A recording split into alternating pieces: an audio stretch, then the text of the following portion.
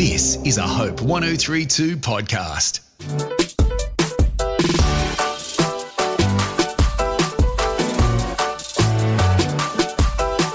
Hello, welcome to Undistracted. I'm your host, Laura Bennett, and this is the podcast where we learn from our guests how to be better at building our lives with intention around our passions, our purpose, and dealing with some of the stuff that gets in the way of that. You can subscribe to this podcast wherever you're listening. I'd love for you to rate, review it, share it with a friend, helps others find it. And remember, you can view video versions of many of these episodes on the Hope 1032 YouTube channel. Today's guest is Dr. Jo Brown. Jo is an elite performance physiotherapist and coach with over 20 years of experience enhancing athletic performance across multiple sports. She's worked with high-profile athletes, including American sprinter Noah Lyles, the Australian swim team, and the Jamaican Bobsleigh team, who are building on the legacy of Cool Runnings back in the 2022 Olympics. Dr. Jo's book, See Your Elephant, explores the mindset shifts necessary for high performance, and for us non-athletes, I mean, maybe you are one, I'm not, but for us, she helps us uncover and address what holds us back from achieving the greatness that is unique to our calling. I will say a warning before we get into this. This episode does address details of some family abuse and physical trauma. Let's welcome Jo to the show.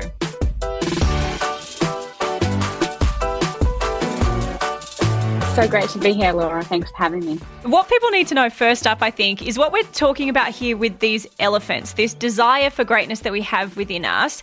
When you say, see your elephant, what are you referring to there? Essentially, your elephant is our blind spots. It's the things that we're pushing away, the things we're choosing to ignore. I also talk about your elephant being your BS. The stuff we're just ignoring, choosing not to deal with, and sometimes we think we're putting it away to deal with later, but it's still impacting our performance in real time. This desire to be great, to achieve something, to reach our potential, where do you think that comes from? I think it's biologically part of us. So obviously fight or flight is a biological part of how we have survived for so long as humans. And I think that greatness is almost part of that fight. And some people, I think they don't have it in them. So I've talked to some people and they said, look, Jo, I'm okay with mediocre, but it's only because they've found themselves building this, comfort zone around themselves, and they almost barricade themselves in, and they can function really, really well in that comfort zone and take really good instructions and follow the rules and do really well, but they're never really going to achieve the best that they possibly can, that true potential that I talk about. And some people even push that away, I think, the idea of being great, of getting to that. Some people kind of want to probably quieten that down a little bit. 100%. And oh my God, let me stand on my soapbox on this one, because this is a real problem in Australia and New Zealand. And I travel a lot for work. I've had a lot of experience working in the last few years, particularly in the US and in Jamaica and other parts of the world. And what I realized when I come back to Australia is that we are so bad at bringing people down rather than lifting them up and celebrating success. So tall poppy syndrome is real. And when you step outside of Australia, and it's the same in New Zealand, when I step out of it and come back into that reality, it's a real problem in our society. And I know in New Zealand, there's now programs in schools actually teaching kids it's okay to try hard and it's okay to want more than mediocre. And we've almost got set in this pattern. It's okay to be mediocre, and success isn't celebrated in the same way, and people would rather pull others down that are trying to succeed rather than help lift them up. And part of this book for me is a little bit of a legacy. I can't have kids, so this is my gift back into the world. I'm not bringing anything else into the next generation, but I think if people can really embrace the idea of greatness, and greatness is different to success, and that greatness is about how we actually impact others and impact the world, whereas success is quite personal. And if the one thing people get out of this book is by them being great, they actually lift other people up and make other people better in the world as well. It'd be amazing. Why does leaving a legacy, sowing something into the next generation, matter to you so much? Oh, that's a really good question, and no one's asked me that one yet. I think that comes down a little bit to our DNA as well, and part of what greatness is to me is leaving that impact. And, I've had an amazing impact on lots of people's sporting careers and even business careers as well. But I can only do that essentially one or two, maybe five athletes at one time because of the level that I work with people. So a book is a way for me to share those insights and learnings that I've had with 25 years in that high performance sport and share it with more people. So a way to leave that legacy and really make a difference. And it's one of my mantras. I always talk about go where you can make your biggest difference. Hence, I'm actually in Jamaica right now and not back in Australia because I had my calling and I need to come back and help some people here. So, And I'm so glad you have shared something with the world, in this form, because not all of us, of course, are going to be these high performance athletes that you work with, but all of us to some degree will have something blocking us in life from getting to the next part that we maybe see ourselves stepping into. Are there certain themes you see in the life of, the everyday person? Are there certain things that seem to repeat in terms of what is holding us back from even, going for that next job or pursuing that relationship or whatever it might be? What are the themes you see occurring? I'm going to break this down into a couple of different parts. So one theme that I see occurring is there are certain human traits that I believe help us hunt our elephants, so to speak, or deal with our blind spots that have almost been encouraged to be dampened in today's society. So, and I talk about these 4 elephant hunting tools that we all have inside of us, but we need to generate them to really see our elephant and deal with our blind spot and then be able to go through that transition into the next level. And those 4 things are the courage, so the willingness to go above and beyond and deal with the fear, the curiosity to find out what next, which is the engine of learning, which most people I still think have, and social media has done a great job of encouraging our access to information, is encouraging curiosity. But the 2 other elephant hunting tools that are really important that in today's society, I think have been almost been tried to dampen down, like I said before, is vulnerability, 1, and authenticity, 2. And in being the person we need to all be on social media and look at me, and this is what I did on the weekend, look at my beautiful family and look at this beautiful car or house or whatever it is, look how great my life is, we're not being truly authentic and we're shying away from being vulnerable as well. And vulnerability creates this blank canvas for learning. And I think that's a really big part of why a lot of people in today's society, and I'm seeing this in athletes and business and schooling, aren't realizing their true potential, and it absolutely breaks my heart. So this book is quite a passion piece for me. It was written based on life experience and what I'd seen people not realizing their potential.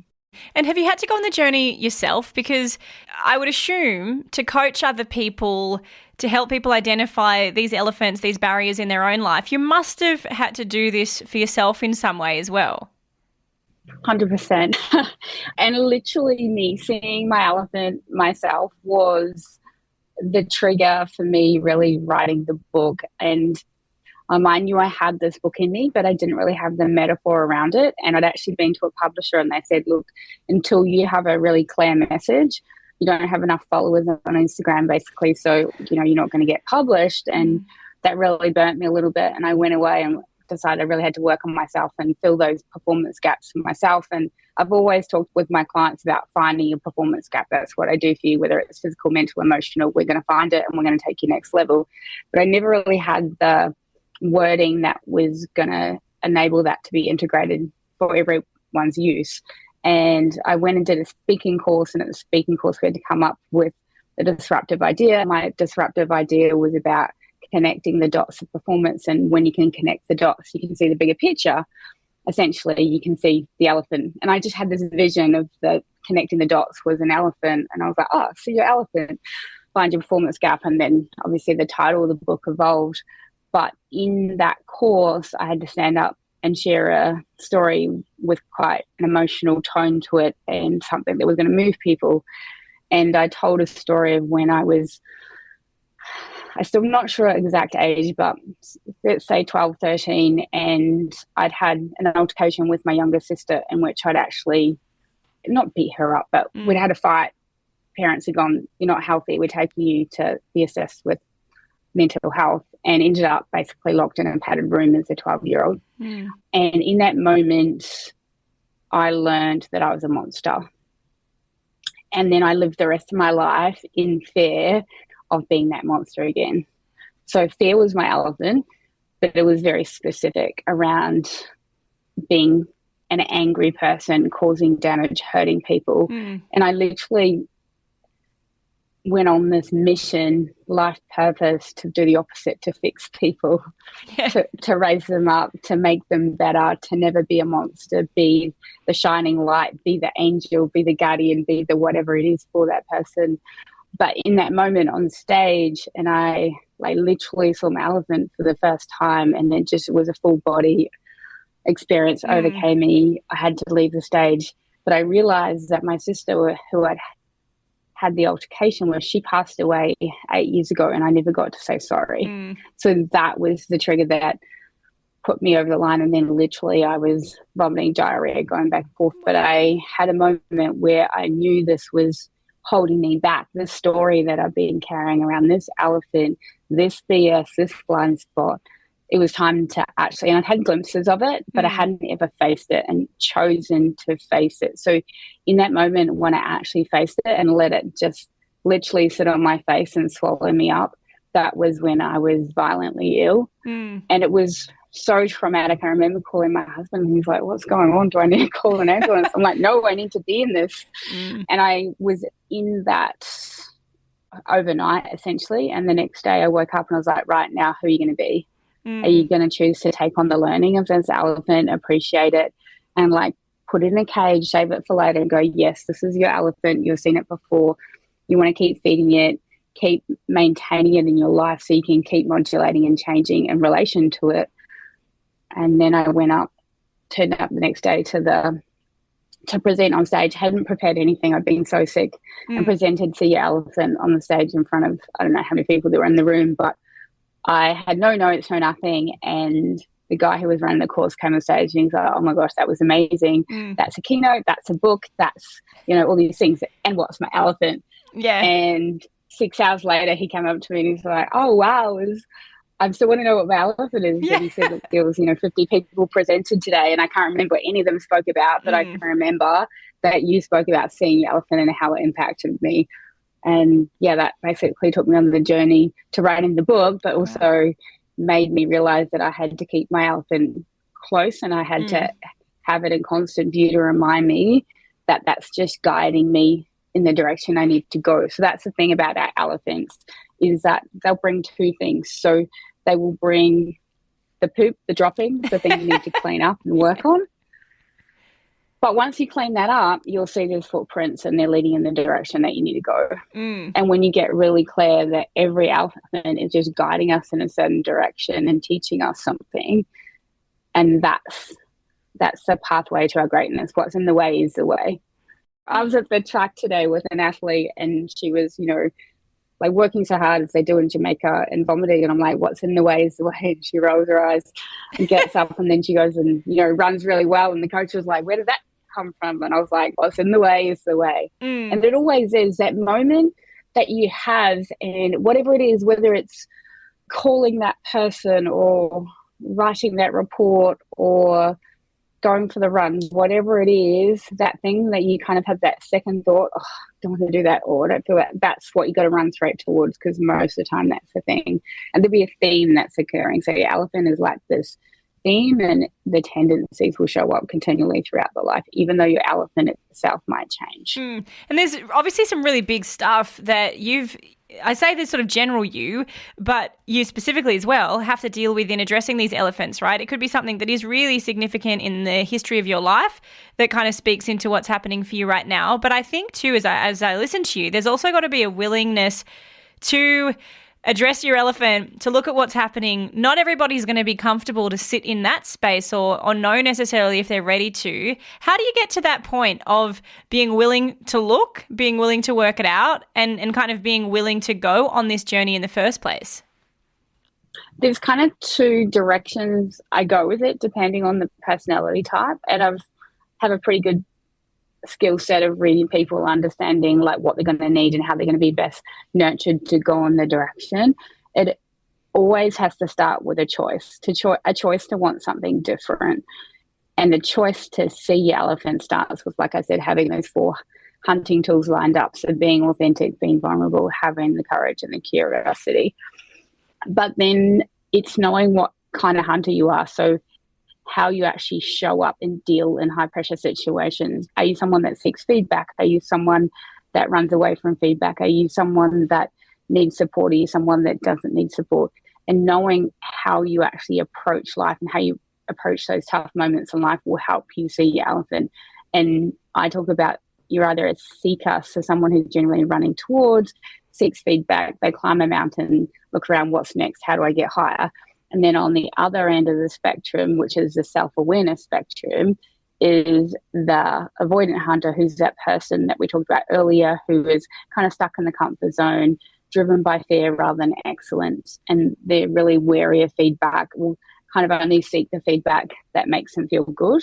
But the hardest one to be, and at the time I didn't realize that's what was holding me back, that I was actually an accidental hunter. So you get caught between running towards excellence and running away in a fear. So you essentially end up stuck in the middle, going nowhere, questioning everything. And you're not looking out for your elephant like a seeker, and you're not running away from it like an avoidant hunter. So you actually end up, your elephant comes and sits on your face, which is essentially what happened to me. And I think it's the hardest of all the hunters to be, but just getting really aware. And in the book, I take you on this process of what are your natural tendencies, how you show up to these kind of situations and environments, and that you're not alone in that. So there's a whole lot of people out there that are seekers. There are a whole lot of people out there that are avoidant hunters, and a whole lot of people that are accidental hunters, and you can transition through that. So identifying that, I think, in my experiences, help people feel like they belong somewhere. They're not alone in the journey, but it's got to be down to that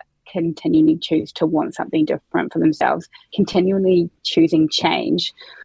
And then the other way to approach it, if that isn't working well, is coming from what I call the 4 pillars of performance. And that's where we find our learning, is under the 4 pillars of performance. And the first pillar is purpose and perception. So essentially really knowing your why. And so if someone's really struggling, I'll take them back to their 4 pillars of performance. It's like, well, why do you want to be great? Why do you want to be the world's best runner? Why do you want to be the world's best tennis player? Why do you want to make $1 million? What is it that is driving you, and getting really connected to that? So your purpose, your passion, your values, really knowing that why will then bring you and give you the driving force for the hunt. So depending on the person involved, I'll go from either end, but generally we can get even the avoidant hunter to go on the journey, because I think we all have that element of curiosity in us, right? And I think that's one good thing that social media has done for us, is driven that curiosity, because there's so much more information out there. So a little bit of a seed planted then drives more curiosity. Totally. So it's quite fascinating how that works. Yeah, one thought or one post kind of inspires something. And I think in this conversation too, I'm someone who generally does lean toward wanting excellence, wanting to try the next thing, wanting to test how far I can go with something. But I recognize that's not necessarily the case for everybody. Some people there's an inherent understanding that people would want to be great. But for that person who's maybe enjoying the comfort, enjoying the lethargy, what is the point of becoming great, of achieving something? Is it simply that happiness is on the other side of it? Is that there's a sense of like accomplishment that's on the other side of it? What would your pitch for greatness and achieving it be? Like, I think it's a really individual process. And, people talk about self-actualization. And to me, that's realizing your true potential. So there's a balance of neurochemicals that happen in the brain when we reach that self-actualization, when we feel that sense of greatness. And I feel like not everyone is necessarily driven towards it, but they're still going to get that same feeling when they realize it. So someone that's quite happy in their comfort zone, they are still going to get a sense of reward by expanding their comfort zone. So from those people, rather than like pushing them to like, what is your greatness, blah, blah, blah, like, hey, do you want a little bit more? Do you want to have a little taste? And then just instead of breaking down their walls of their barricade of their comfort zone, just stretch it out a little bit, or just open the door slightly. And then it's amazing what then that curiosity drives in terms of what they now want when they can see that little bit of an inkling and opening. It probably changes our self-perception a little bit as well. Like thinking, if for kids especially, it's like if somebody says you're bad at something, or if somebody criticizes you, you can take on that belief. And then if you do something that contradicts that, maybe that feeds a sense of possibility. 100%, 100%. And, you know, I do a few keynotes, and I've worked with the Jamaican Bobsleigh team, and I love to start a keynote with, if Jamaica can have a bobsleigh team, what else is possible? Yeah. And, you know, one of the videos of them all in the bathtub, and then me with the Jamaican Bobsleigh team of now. And when you really think about what you believe is possible and your perception of possibility and how that can be changed in an instant, like a limiting belief is one of the elephants and holds many people back. And you can choose whether you want to cage and feed and keep your elephant for learning and modulating continuously, and you might actually need to embrace it and become your friend. And that's a lifelong learning and a lifelong relationship you have with the elephant. But it also might be that you need to slay the elephant and get rid of it straight away. And something like a limiting belief that's no longer serving you, you can slay that and get rid of that straight away, and the learning has happened instantaneously. And I think there's so much power in people just understanding the power of belief. And I know my own self-belief and other people believing in me at an early age has enabled me to be the person I am today. And then, you know, have this superpower that I talk about often, is being able to see and believe in people's best performance. And, you know, I've had some of the greatest athletes ever on the planet. They want to be in my personal space before they go and perform, because I hold that space for them and see and believe in their best performance. And belief is just such a powerful tool if we can use it correctly. And I always talk about the difference between belief and knowing. And we don't have to know how to do something or know the process or know that it's going to work out. We just need to believe. Yeah, it's super powerful. And it's got to be encouraging for you in those kind of scenarios where an athlete does want to be around you, have you in their corner. It's got to be encouraging to know that you're in the right place for your gifts too, that the things that you really excel at are being understood and appreciated. 100%, 100%. And hence I'm in Jamaica right now, because I know my gifts, my talents, my skill set is known and appreciated, and they also celebrate it.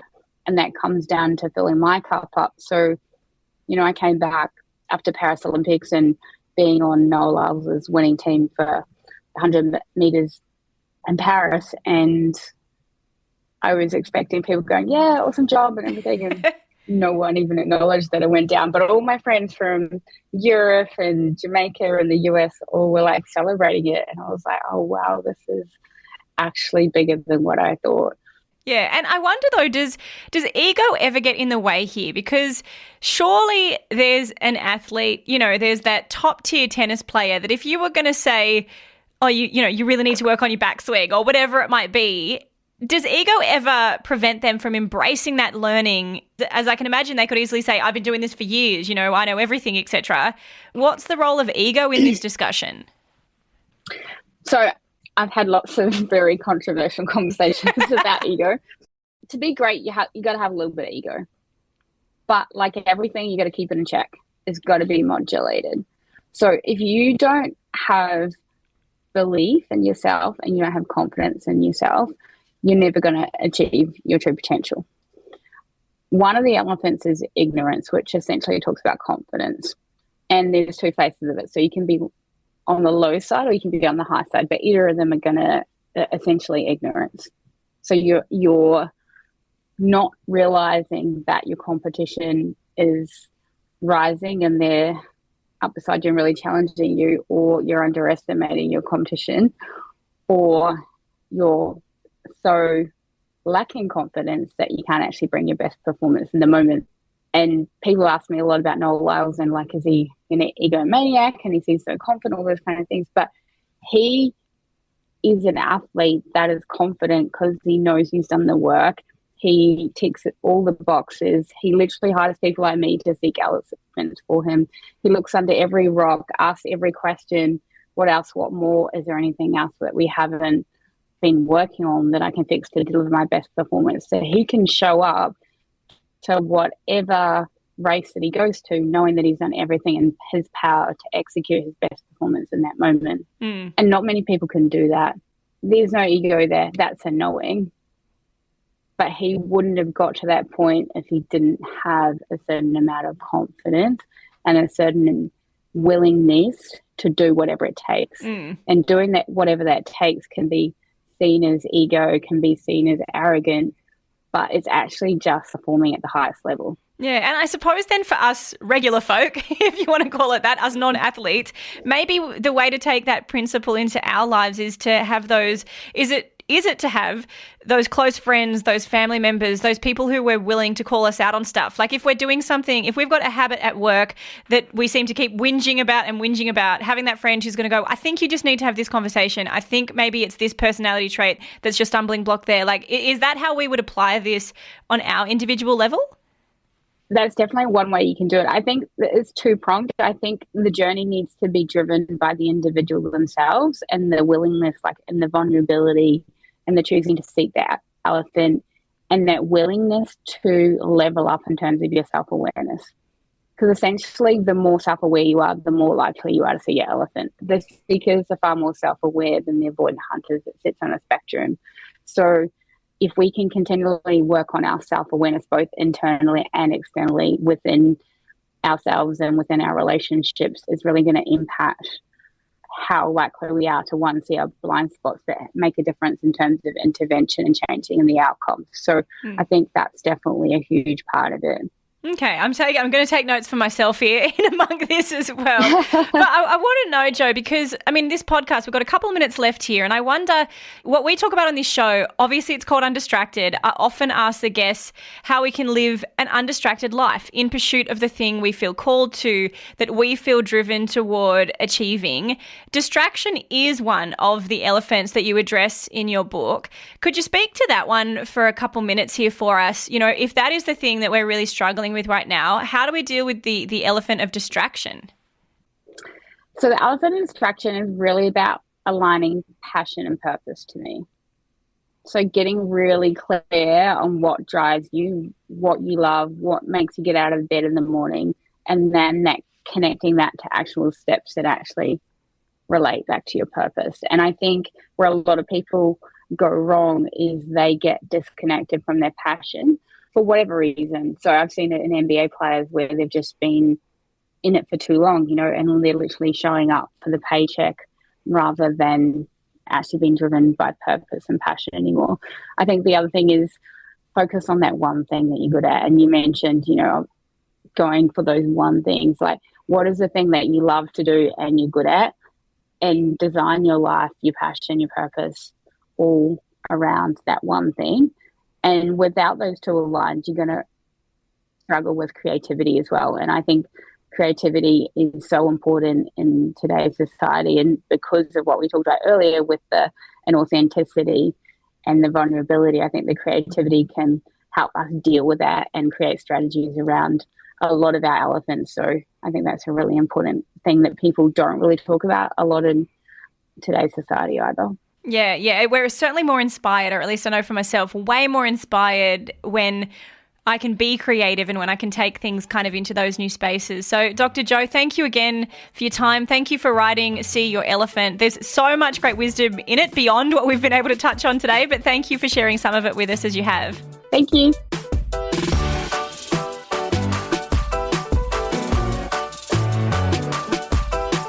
Thanks for listening to this episode of Undistracted. Love for you. Thanks for listening to this episode of Undistracted. You can let me know what you think. Find me on Instagram at laura.bennett_. You can also email undistracted@hope1032.com.au. Until next time, enjoy living this undistracted life.